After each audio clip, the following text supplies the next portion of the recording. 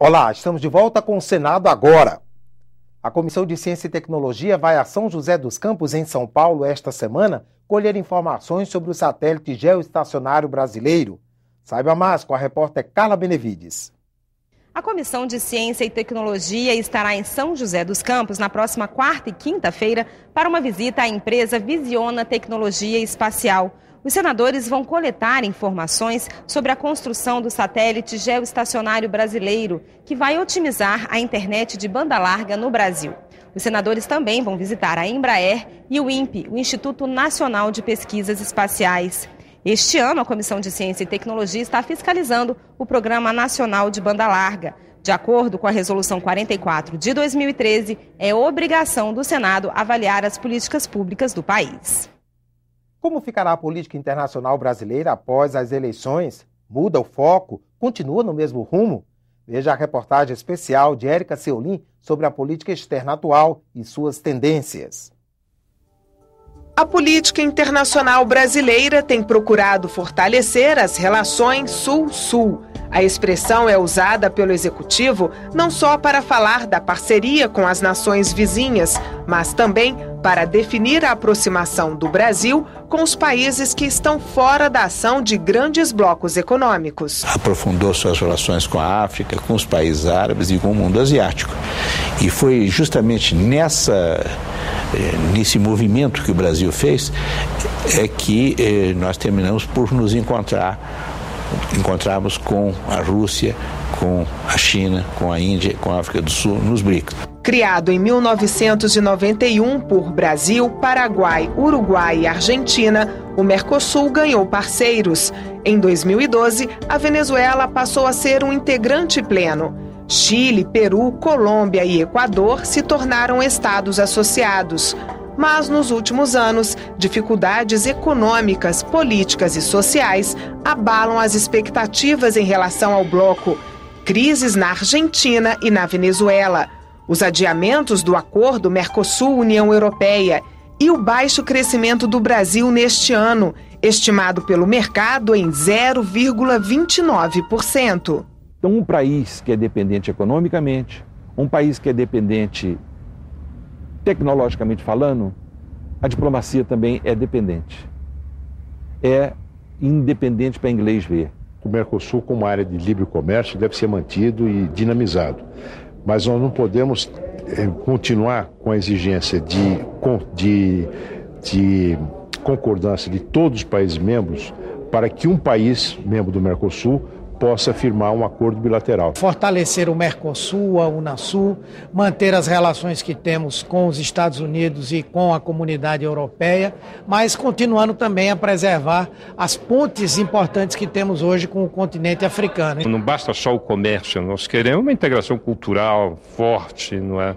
Uma interação social também, e evoluir como os países da União Europeia evoluíram. O Brasil deve fortalecer não somente o Mercosul, como deve avançar nas estratégias da Unasul e da constituição de um banco comum desses países. O BRICS faz o caminho inverso do bloco sul-americano e se fortalece como alternativa econômica. O grupo, que reúne Brasil, Rússia, Índia, China e África do Sul, acaba de criar um banco de desenvolvimento próprio e um fundo anticrise. Um movimento que reafirma também o papel do Brasil como intermediário entre o BRICS e os países da América do Sul.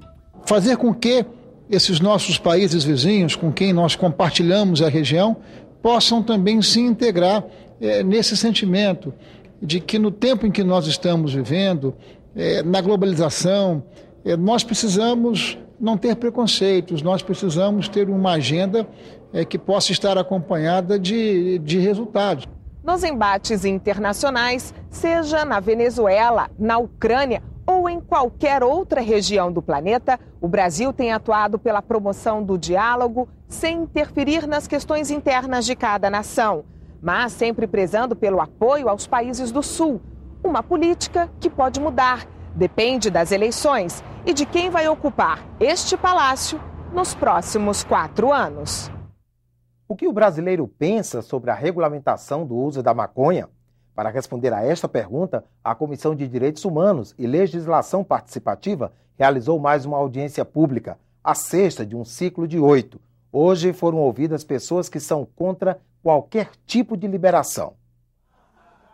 Plenário lotado, fila para falar, mais de 60 inscritos. Na mesa, representantes das áreas da saúde, segurança e do parlamento. Os convidados argumentaram por que não concordam com a regulamentação da maconha. Para o padre Aníbal Lopes, até o uso medicinal deve ser visto com cautela. São estudos agudos.